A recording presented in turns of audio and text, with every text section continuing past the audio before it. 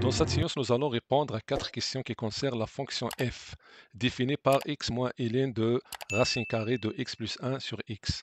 La première question, c'est de déterminer le domaine de définition, et la deuxième, c'est de calculer les limites de f aux bornes de son domaine de définition. La troisième, c'est d'interpréter les résultats obtenus dans la deuxième question, c'est-à-dire étudier les branches infinies de CF. La quatrième, c'est d'établir le tableau de variation de la fonction f. Donc, commençons par la première question.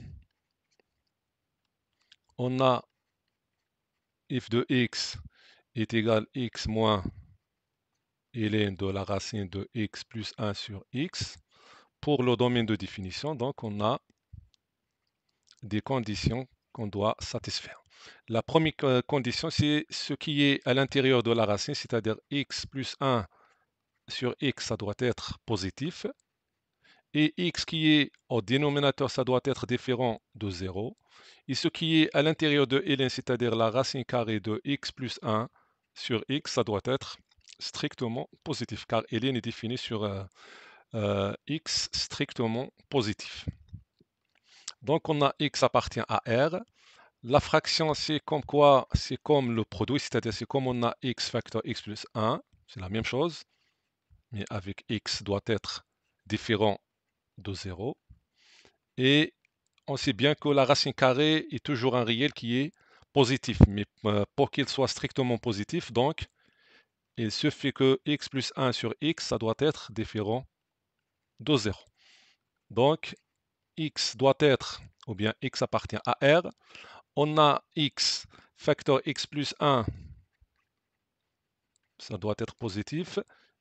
X différent de 0. Et cette fraction, pour qu'elle soit différente de 0, donc, il suffit que son numérateur, c'est-à-dire x plus 1, ça doit être différent de 0. Donc, on a x appartient à R. X facteur x plus 1 doit être positif. X différent de 0 et x différent de moins 1. Pour x facteur x plus 1, on sait bien que donc, le tableau de signes, si on trace le tableau de signes de x facteur x plus 1, on a ici x de moins l'infini jusqu'à plus l'infini. Les racines, ce sont moins 1, et la racine de x plus 1, c'est moins 1, la racine de x, c'est 0.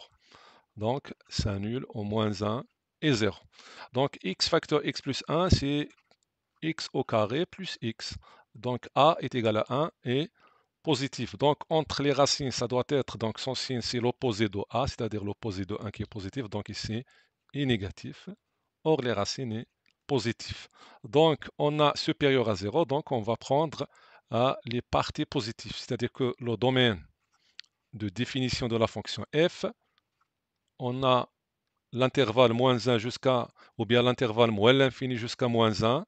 Avec moins 1, on a x doit être différent de moins 1, donc cette borne doit être ouverte. Union 0, la même chose, x doit être différent de 0, donc 0 doit être une borne ouverte jusqu'à plus l'infini. Maintenant, on passe à la deuxième question. Pour la deuxième question, on va calculer les limites de f aux bornes de son domaine de définition. Donc, commençons par la limite de f de x quand x tend vers moins l'infini.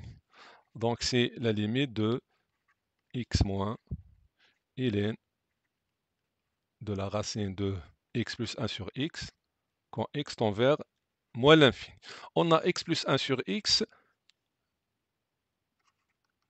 la limite de x plus 1 sur x quand x tend vers moins ou bien plus l'infini, ça est égal à la limite de x sur x, car x plus 1 sur x est une fonction rationnelle, donc est égal à 1.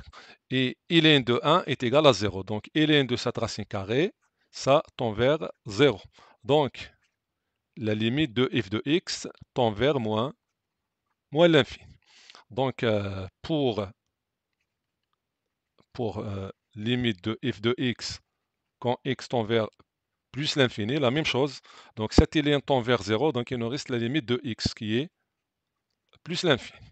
Dans ce cas-là, donc puisqu'on a la limite de f de x quand x tend vers moins l'infini est égal moins l'infini, limite de f de x quand x tend vers plus l'infini est égal plus l'infini, donc on a la possibilité d'avoir soit une asymptote oblique ou bien une branche parabolique pour CF.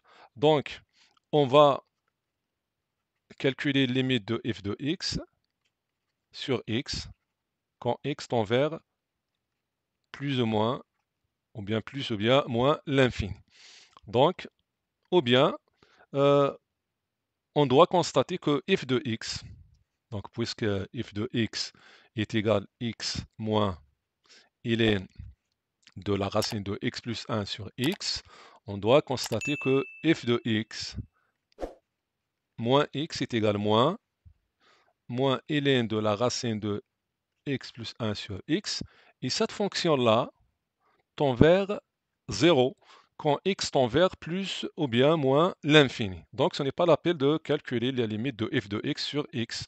Donc on va exploiter cette constatation-là. Donc on a la limite de f de x moins x quand x tend vers plus ou bien moins l'infini est égal la limite de moins ln de la racine de x plus 1 sur x, quand x tend vers plus ou bien moins l'infini est égal à 0. Donc, on a une asymptote qui est oblique. Donc, la droite d'équation y est égale à x. La droite d'équation y est égale à x est une asymptote de CF au voisinage de plus et moins l'infini. Et la droite d'équation est égale à x, c'est ce qu'on appelle la première bissectrice, qui passe par l'origine 1, 1. C'est la droite d'équation y est égale à x qu'on utilise lorsque on cherche à tracer la courbe de la fonction réciproque. Donc, la première bissectrice, ou bien la droite d'équation y est égale à x, est une asymptote de CF au voisinage de plus et moins l'infini. Donc, on passe aux autres bornes. On a limite de f de x quand x tend vers moins 1, moins, c'est-à-dire à gauche de moins 1, est égal à la limite de x moins ln, etc. Donc, x tend vers moins 1. Donc, pour x, remplaçons x par moins 1. Donc, on a x plus 1, ça tend vers 0. 0 moins sur moins 1, donc c'est 0 plus. Donc cette racine carrée tend vers 0 plus. Et ln de x, quand x tend vers 0 plus, donc ou bien, voilà, donc la limite de ln de x quand x tend vers 0 plus, ça tend vers moins l'infini. Donc cette idée-là tend vers moins l'infini. Avec moins, donc on obtient x tend vers moins 1 plus l'infini, donc est égal à plus l'infini. Donc x tend vers moins 1 à gauche est égal à plus l'infini. La broche infinie, c'est donc on dit que la droite d'équation x est égale à moins 1. Cette droite-là est une asymptote verticale de CF. Passons à la dernière limite, c'est la limite de f de x quand x tend vers 0 plus, c'est-à-dire à droite de 0. Donc on a la limite de x moins ln de la racine de x plus 1 sur x quand x tend vers 0 plus. Donc si on remplace x par 0, donc ça nous donne 1, donc tend vers 1 sur 0 plus qui est plus l'infini, donc cette racine tend vers plus l'infini. Ln de x quand x tend vers plus l'infini, ça tend vers plus l'infini. Avec moins, donc c'est moins l'infini, x tend vers 0. Donc ça nous donne moins l'infini. Alors, l'interprétation, bien la branche infinie, c'est que la droite d'équation x est égale à 0. La droite d'équation x est égale à 0 est une asymptote qui est verticale. Et cette droite-là, c'est l'axe des ordonnées. Donc x est égal à 0, c'est l'axe des ordonnées. Donc on dit que l'axe des ordonnées est une asymptote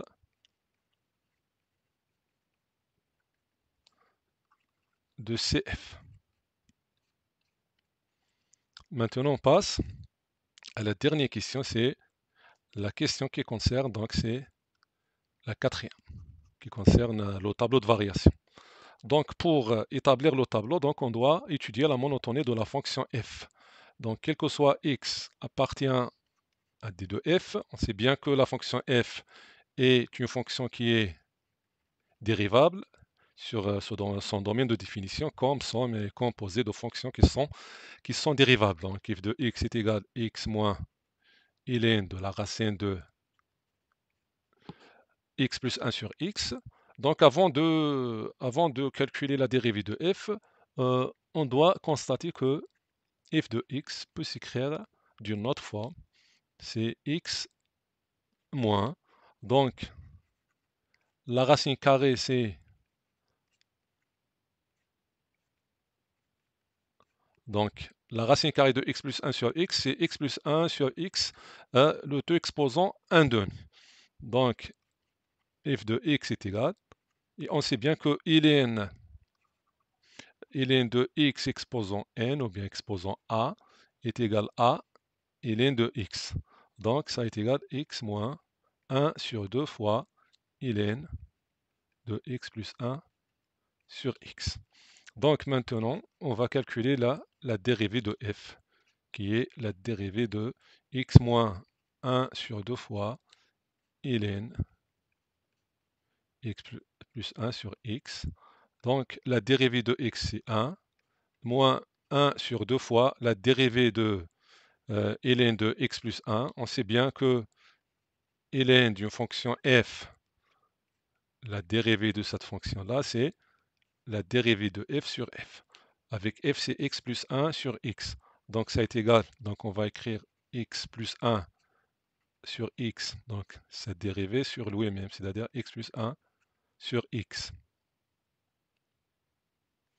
Donc est égal à moins 1 sur 2 fois.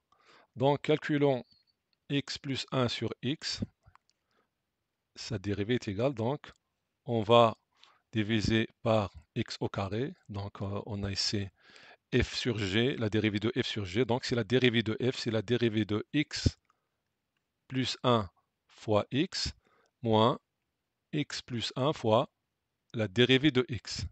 Ça nous donne sur x au carré, la dérivée de x plus 1, donc c'est 1 fois x, alors on a 1, moins la dérivée de x, c'est 1, donc moins x plus 1.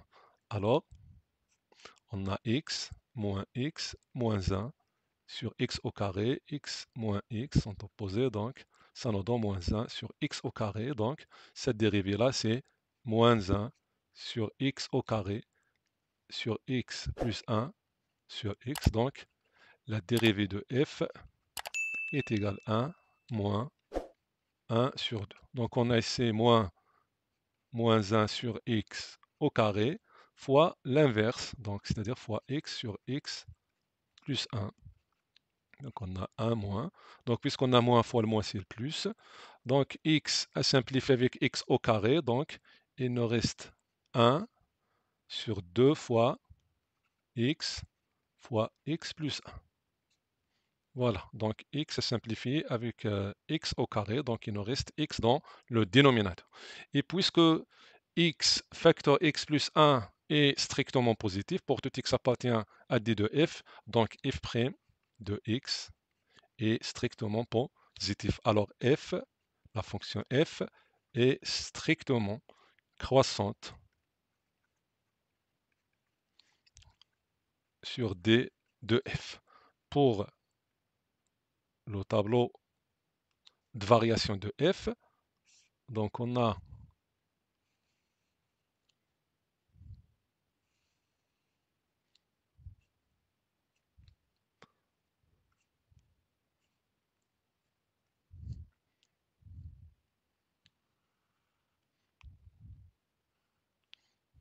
x, f' et f. De moins l'infini jusqu'à plus l'infini. Donc on a moins 1, 0. Donc pour moins 1 et 0, donc on a des bornes qui sont ouvertes, n'appartiennent pas au domaine de définition. Donc on a une double barre. La même chose pour 0.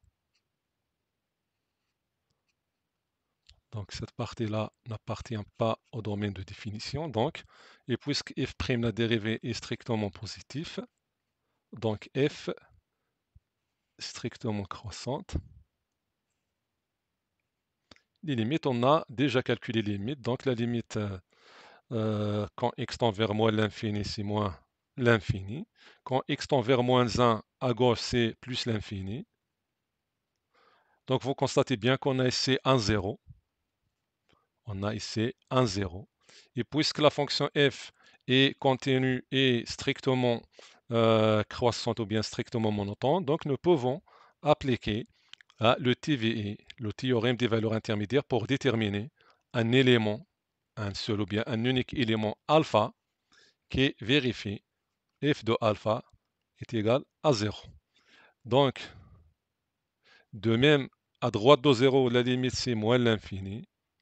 1 en plus l'infini, c'est plus l'infini. Donc, on a un 0 qui est compris entre moins l'infini plus l'infini. Donc, on a un unique élément bêta qui vérifie f de bêta est égal à 0. C'est comme ça, on est arrivé à la fin de cette séance. Assalamu alaikum.